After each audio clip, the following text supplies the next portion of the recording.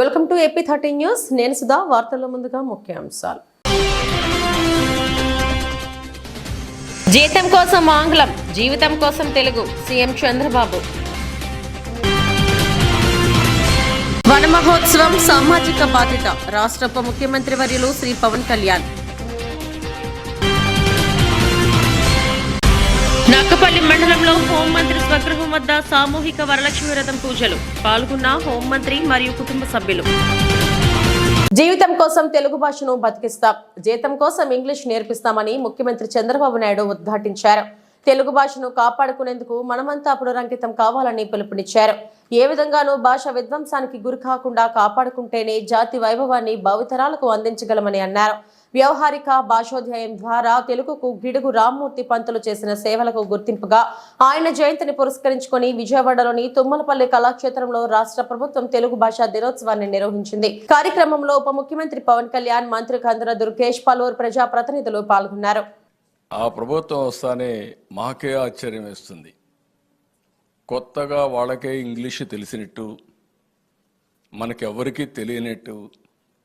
కాబట్టి ఇంగ్లీష్ నేర్చుకుంటేనే జీవితం ఉన్నట్టు మాట్లాడే పరిస్థితికి వస్తే నాకు చాలా ఆశ్చర్యం వేసింది. ఎవరైనా మాట్లాడితే విరుచుకుపడిపోయే పరిస్థితికి వచ్చారు. ఈరోజు మీరు ఒక్క విషయం గుర్తుపెట్టుకోవాలి. అమెరికాలో భారతీయుల యొక్క తలసరి ఆదాయం $1,19,000 అది కూడా 18వ సంవత్సరం. అదే అమెరికాలో ఉండే ఇంగ్లీష్ మాట్లాడే తెల్ల అమెరికన్స్ ఆదాయం మీరు చూస్తే, వైట్ అమెరికన్స్ ఆదాయం చూస్తే $65,000. భాషే తెలివిని ఇస్తుందంటే, భాషే ఆదాయాన్ని ఇస్తుందంటే, ఎవరికి ఆదాయం రావాలంటే అమెరికన్స్కి రావాలి కానీ ఇండియన్స్కి కాదు. కానీ భాష అనేది కమ్యూనికేషన్ మాత్రమే. నాలెడ్జ్ అనేది మాతృభాషలో అధ్యయనం చేసినప్పుడే ఆ నాలెడ్జ్ వస్తుంది. ఈ విషయాన్ని మర్చిపోయి 1వ తారీఖు నుంచి ఇంగ్లీష్ పెడతామని మాట్లాడుతూ, ఇంటికి వస్తే కూడా మనం కూడా ఒకప్పుడు సుమతి శతకం, వేమన శతకాలు చదివి నీతిని నేర్చుకునేవాళ్ళం. ఇప్పుడంతా ఇంగ్లీష్ పోయమ్స్ అయిపోయినాయి. అది కూడా ఒకసారి బాధేస్తుంది. ఏది ఏమైనా మన భాషను కాపాడుకోవాలని ఎంతోమంది ప్రయత్నం చేస్తున్నారు. నేను, పవన్ కళ్యాణ్ గారు, ఇక్కడే నాయకులందరూ హామీ ఇస్తున్నాం. భాషను కాపాడతాం, దీంట్లో అనుమానమే అక్కర్లేదు. అదే సమయంలో జీతం కోసం ఇంగ్లీష్ నేర్పిస్తాం, జీవితం కోసం తెలుగుని ముందుకు తీసుకెళ్తాం. దీంట్లో కూడా ఎవ్వరికి అనుమానం అవసరం లేదు. ఇది చేస్తాం. ఈరోజు మీరు చూస్తే తెలుగులో మాట్లాడే మనం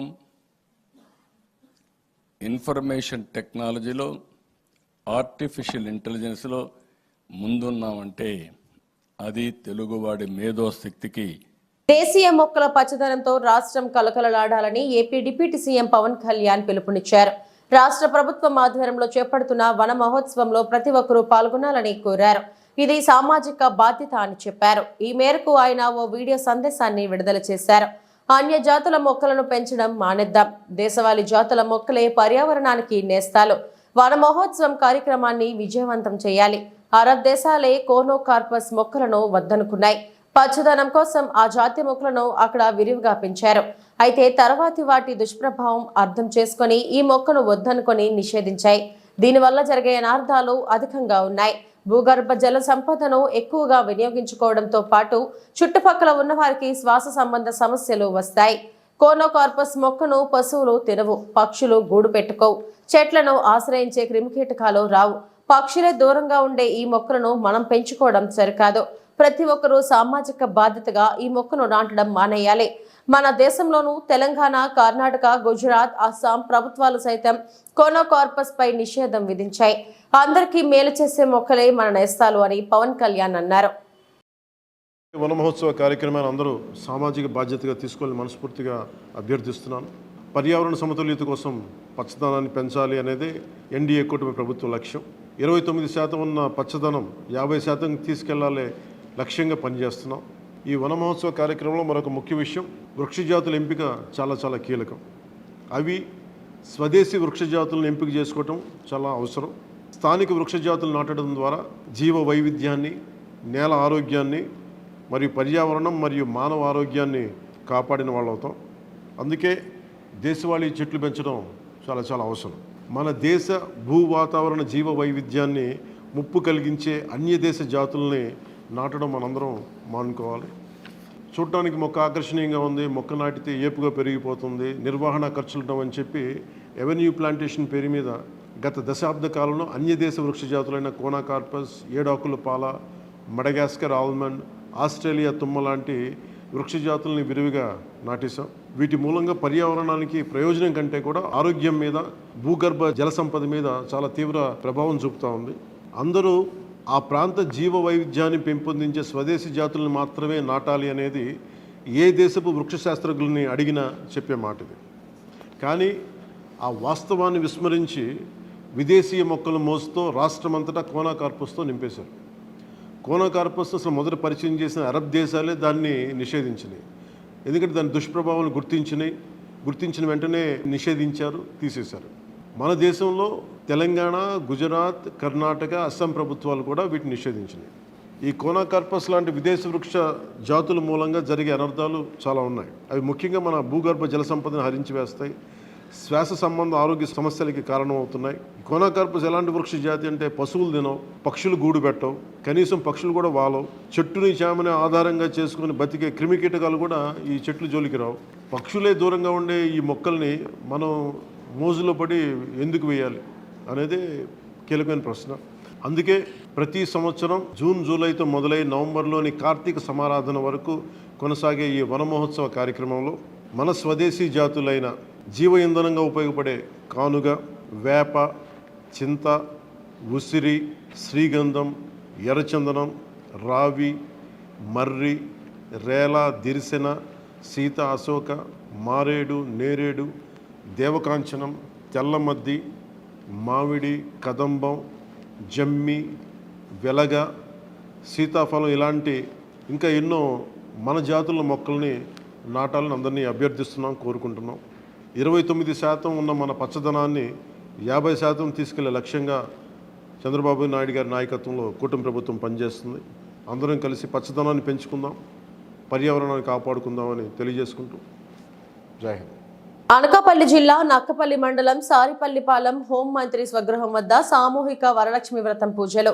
వరలక్ష్మి వ్రతం పూజలో పాల్గొన్న హోంమంత్రి వంగలపూడి అనిత కుటుంబ సభ్యులు. పూజలో పాల్గొన్న 1500 మంది మహిళలు.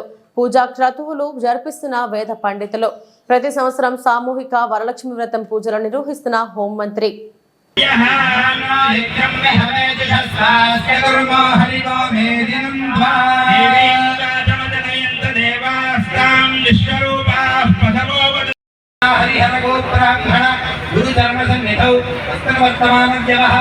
क्रोधिनाम संवत्सरे दक्षिणागिने वर्षऋतौ श्रावणमासे कृष्णपक्षे बालिकां शुभतिथौ वासरः ईशान्यप्रदेशे गङ्गागोदावरयोर्मध्यप्रदेशे सागरतीरे दण्डकारण्ये श्रीवराहलक्ष्मी नृसिंहस्वामिदेवता क्षेत्रसमीपे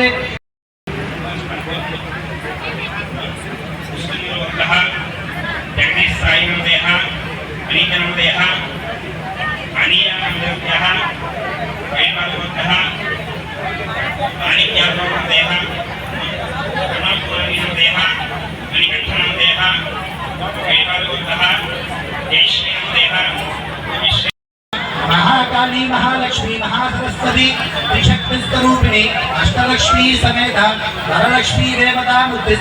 మహిళలకు పవన్ కళ్యాణ్ స్పెషల్ గిఫ్ట్. ఎక్కడ మహిళలను గౌరవిస్తారో ఆ ప్రాంతం సుభిక్షంగా ఉంటుంది అంటారు.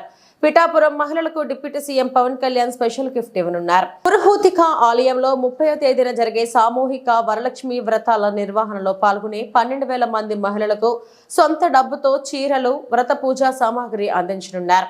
వీటిల్లో 6,000 చీరలను పసుపు కుంకుమతో కలిపి అమ్మవారి ప్రసాదంగా ఆలయం వద్ద, మిగతా చీరలను పార్టీ కార్యాలయంలో అందించనున్నారు.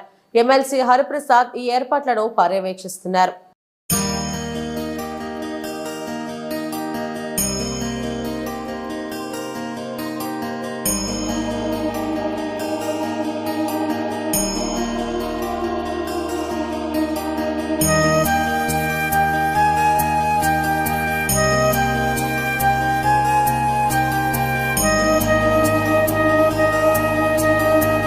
పూజ ఎలా జరిగిందమ్మా?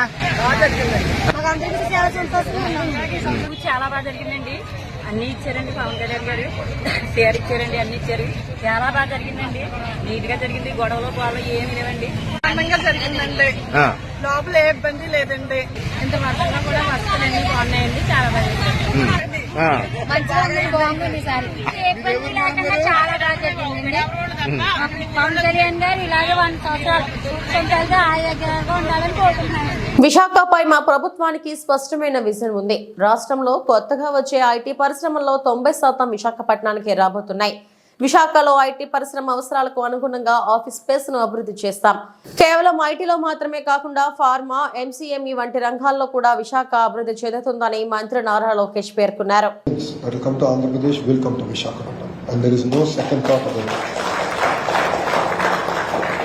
Visakhapatnam was the 9th largest economy, has now slipped to 10th largest economy in India. It has slipped a place, and that really pains me because there's so much of raw potential here in Visakhapatnam.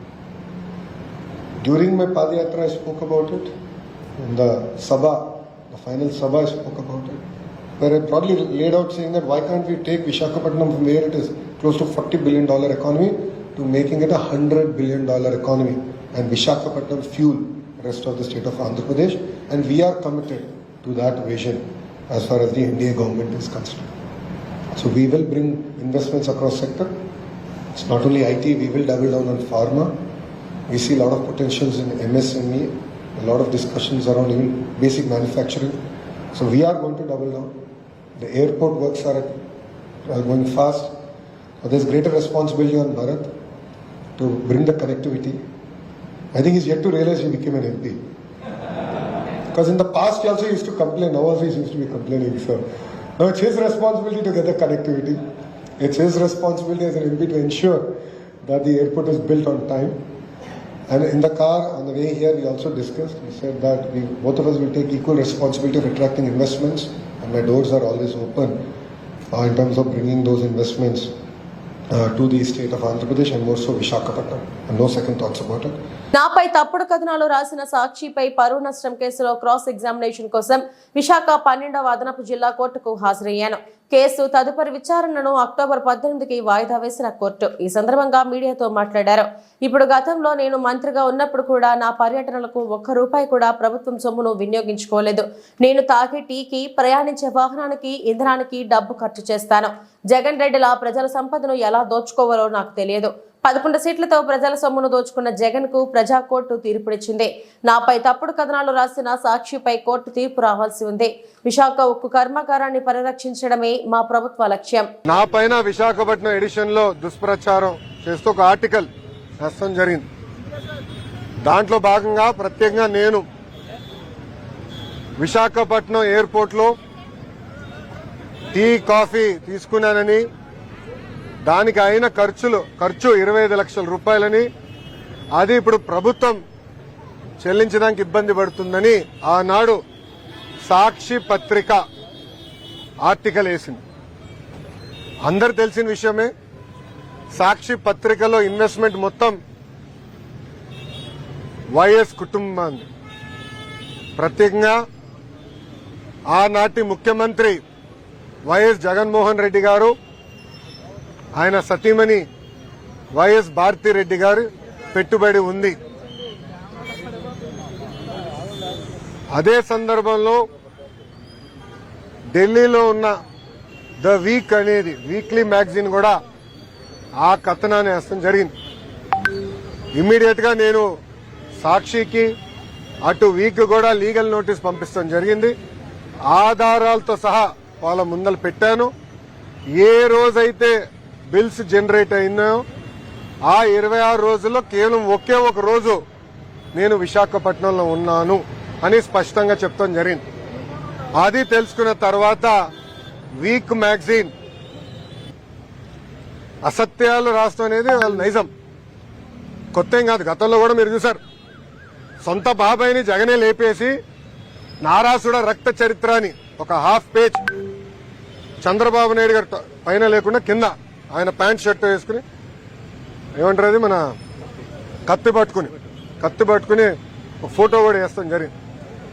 దీనికి full stop పెట్టాలి, విలువలు ఉండాలి అన్న ఆలోచనతోనే నేను defamation suit వేశాను. జగన్మోహన్ రెడ్డి లాగా నాకు ప్రజాధనం లూటీ చేస్తా రాదు. మనందరం చూసాం, 500 కోట్ల రూపాయలు ఖర్చు పెట్టి ఒక ముఖ్యమంత్రి ఉండేదానికి ఎలాంటి ప్యాలెస్ విశాఖపట్నంలో కట్టారు. అంతేకాకుండా అక్కడ ఎన్వైరన్మెంట్ కి ఇబ్బంది క్రియేట్ చేశారని కేంద్ర ప్రభుత్వం అదనంగా ఇంకా 200 కోట్ల రూపాయలు పెనాల్టీ వేసింది. అంటే 700 కోట్ల రూపాయలు ఒక్క వ్యక్తి బతికేదానికి ఖర్చు పెట్టారు. మనం చూసాం, సర్వే రాళ్ళ పైన కూడా ఆయన మొహం వేసుకునేదానికి సుమారుగా 500 కోట్ల రూపాయలు ఖర్చు పెడతాం. 900 కోట్ల రూపాయలు ఇలా అడ్డగోలుగా సైకో ఫ్యాన్సీ అనండి, సొంతం కోసం అనండి, ప్రజాధనాన్ని ఆనాడు లూటీ చేశారు, ఖర్చు పెట్టారు. అది నాడు నేడు ఎప్పుడు తెలుగుదేశం పార్టీ చేయదు. రాష్ట్రంలో చంద్రబాబు అతిపెద్ద రాజకీయ ఆషాఢ భూతి. నమ్మిన వారిని మోసం చేయడం ఆయనకు అలవాటు. అది ఆయనకు వెన్నతో పెట్టిన విద్య అంటూ మాజీ మంత్రి పేర్ని నాని ధ్వజమెత్తారు. చంద్రబాబు ఏనాడు తన సొంత బలంతో గెలవలేదని గుర్తు చేశారు. ఇంకా ప్రలోభాలు, కొనుగోలు చంద్రబాబుకు అలవాటే అని, ఇప్పుడు కూడా యథేచ్ఛగా తమ పార్టీ ఎంపీలను కొనుగోలు చేశారని, అది చూస్తుంటే ఆయనపై జాలి కలుగుతుందన్నారు. చంద్రబాబు ఎన్ని కుట్రలు చేసినా తమ పార్టీ చెక్కు చెదరదని, తమ పార్టీ అధ్యక్షుడు వైఎస్ జగన్ ని ఏమీ చేయలేరని పేర్ని నాని స్పష్టం చేశారు.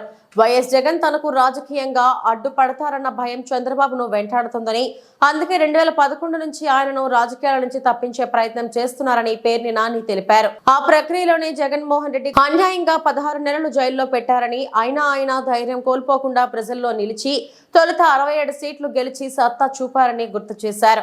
అప్పుడు కూడా తమ పార్టీని, జగన్ ని నిర్వీర్యం చేసేందుకు సంతలో పశువుల్లా 23 మంది ఎమ్మెల్యేలు, 3 ఎంపీలను కొనుగోలు చేశారని చెప్పారు. 2011 సంవత్సరం నుంచి నారా చంద్రబాబు నాయుడు అనేటువంటి తెలుగుదేశం పార్టీ అంతర్జాతీయ అధ్యక్షుడు, అప్పుడేమో రాష్ట్ర అధ్యక్షుడు, ఇప్పుడు అంతర్జాతీయ అధ్యక్షుడు. ఆయన 2011 సంవత్సరం నుంచి వెనకటికి గజనీ మహమ్మద్ లాగా జగన్మోహన్ రెడ్డి గారిని రాజకీయంగా తొలగించటానికి, నిర్వీర్యం చేయటానికి, రాజకీయాల నుంచి తోసేయటానికి, తనకి ఎక్కడ అడ్డంకిగా మారి తనకు మొగుడవుతాడేమో అని చెప్పని భయంతో ఆ రోజు ఉన్నటువంటి కేంద్రంలో అధికారం ఉన్న పార్టీని, లేదా ఆ కేంద్రంలో అధికారంలో ఉన్న పార్టీ యొక్క రాష్ట్రంలో ఉన్నటువంటి పార్టీని తన అమ్మకాలు కొనుగోళ్ల ద్వారా లోబర్చుకోగలిగాడు. జగన్ మీదకి ఉసిగొల్పగలిగాడు. జగన్మోహన్ రెడ్డి గారిని తప్పుడు కేసులు పెట్టించి 16 మాసాలు జైల్లో వేయించగలిగాడు. కానీ అక్కడితో జగన్మోహన్ రెడ్డి గారేమి రాజకీయాల నుంచి చంద్రబాబు నాయుడికి అడ్డంకిగా పక్కకి పారిపోలా. గోడ కొట్టిన బంతిలాగా ఎగసిపడి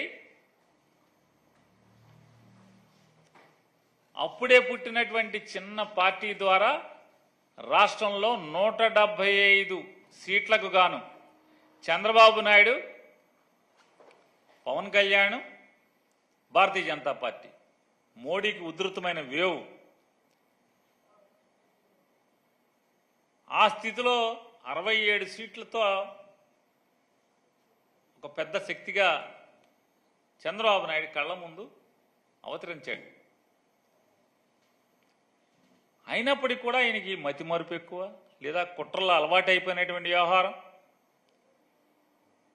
23 మంది ఎమ్మెల్యేలని కొని తద్వారా జగన్మోహన్ రెడ్డి గారిని మానసికంగా కుమ్మదీయాలి, తద్వారా రాజకీయాల్లో తనకు అడ్డు లేకుండా చేసుకోవాలని చెప్పినటువంటి తీవ్ర ప్రయత్నం చేశాడు.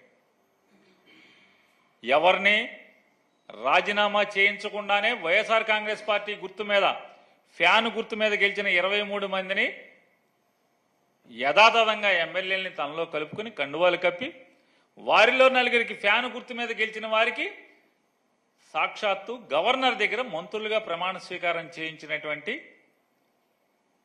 గనుడాయన.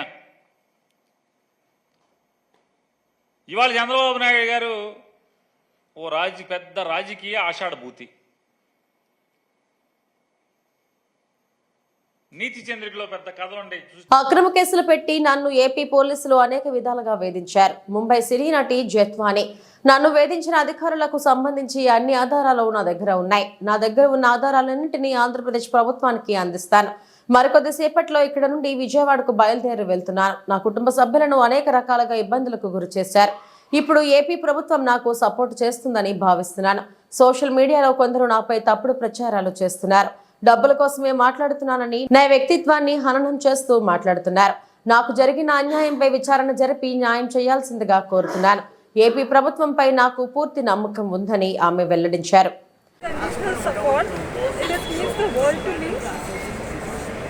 All I want to say right now is so many powerful men have abused their position, power, authority, legal prowess, contact with the sole motive of benefiting monetarily from unlawfully and wrongfully character assassinating me. I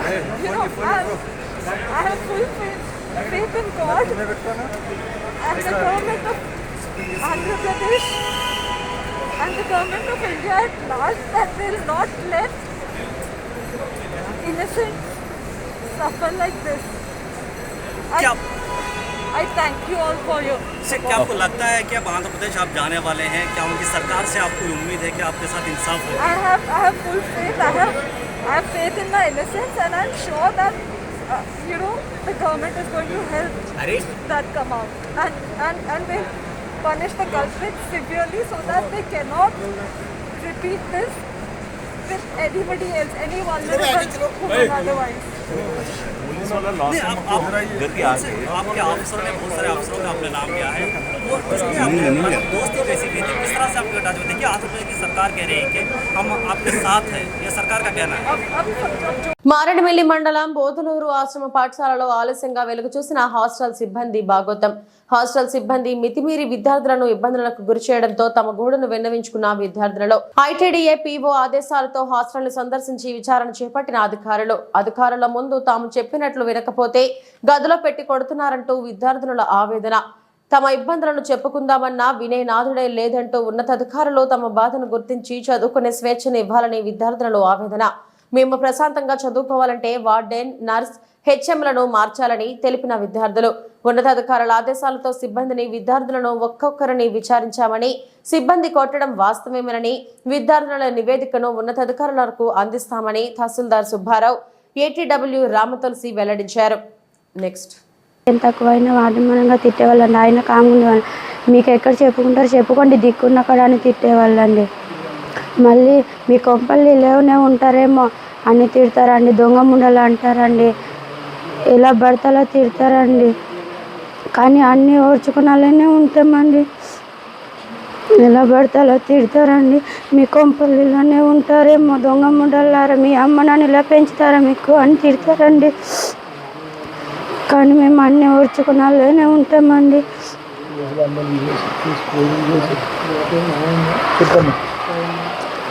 మా అమ్మ నాన్నలు వచ్చినా కూడా ఏం తెచ్చినా తినిపించారండి. ఇక్కడండి పప్పులు తెచ్చినా మళ్ళీ వెనక్కి పంపిస్తారండి, తినొద్దంటారండి.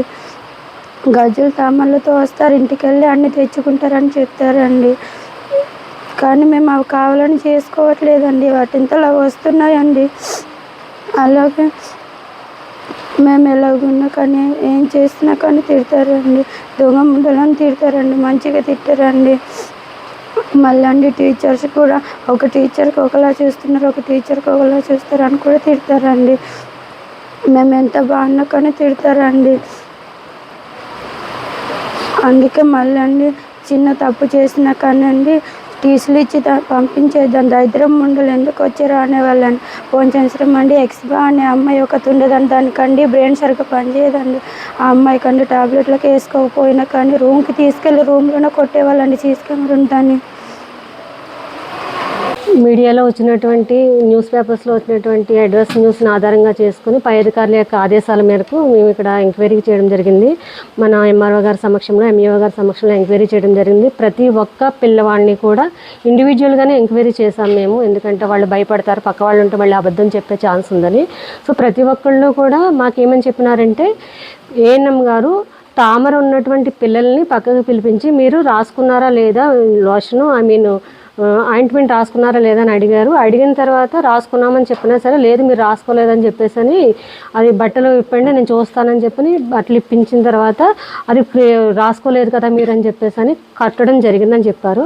ఇదే విషయాన్ని ఏఎన్ఎంని ఎంక్వైరీ చేసినప్పుడు ఆవిడ కూడా నేను ఇంటెన్షనల్గా వాళ్ళని కొట్టలేదు, వాళ్ళు లోషన్ రాసుకోవాలని ఉద్దేశంతో కొట్టడం అయితే వాస్తవం అని చెప్పి ఆవిడ ఒప్పుకున్నా. దాన్ని క్రాస్గా మేము క్వశ్చన్ చేసినప్పుడు కూడా ఆవిడ ఒప్పుకోవడం జరిగింది. ముందుగా లేదు నేను కొట్టలేదని అన్నప్పటికీ కూడా క్రాస్గా అడిగినప్పుడు ఆవిడ కొట్టడం వాస్తవం అన్నారు. పిల్లలు కూడా అక్కడ ఎవరైతే తామరతో బాధపడుతున్నారో వాళ్ళని ఓపెన్ చేయించి వాళ్ళని కొట్టడం అన్నది చెప్పారు. వాళ్ళు 8 మంది విద్యార్థులు తామరతో బాధపడుతున్నారండి. అది కూడా మ్యాక్సిమం ఒకే విలేజ్కి సంబంధించిన వాళ్ళు. అందువల్ల మమ్మల్ని ఒకే విలేజ్ సంబంధించిన మీరు ఎలాగే ఉంటారని చెప్పేసి కొంచెం మాట్లాడారు, దురుసుగా మాట్లాడడం జరిగిందని చెప్పి ఉన్నారు. దానికి సంబంధించినటువంటి నివేదికను మేము మన ఎంఆర్ఓ గారితో పిఓ గారికి ఇప్పించి సరైనటువంటి చర్యలు తీసుకోవడానికి రిపోర్ట్ సబ్మిట్ చేస్తారండి. పిఎస్సికి తీసుకువెళ్ళినప్పుడు తామరకు సంబంధించి వాళ్ళు అక్కడ మెడిసిన్ ఇచ్చారండి. అది వీళ్ళు రాసుకోవట్లేదని ఇంటెన్షన్ తోటి అప్పుడు కొట్టారన్నది పిల్లలు కూడా అదే అన్నారు. ఎవరైతే బాధపడుతున్నారో వాళ్ళని మాత్రమే, అందరినీ కాదు. కొట్టడం అయితే వాస్తవం, అది వాళ్ళ స్టేట్మెంట్లో తెలియదు. నివేదిక ఏదైతే మేము ఎంక్వైరీ చేసామో ఆ నివేదికని మేము పై అధికారులకు తెలియజేస్తాం. ఎవరైతే 13 మంది ఉన్నారో సిబ్బంది ఏఎన్ఎం గారిని, అలాగే ఎవరైతే మంగయ్యమ్మ గారని చెప్పారో ఆ మంగయ్యమ్మ గారిని కూడా ఎంక్వైరీ చేశాము. హెచ్ఎం గారిని కూడా అడగడం జరిగిందండి. అన్ని యొక్క నివేదికలు మేము తెలియజేస్తాము. ఈ బులెటిన్ ఇంతటితో సమాప్తం. నమస్తే.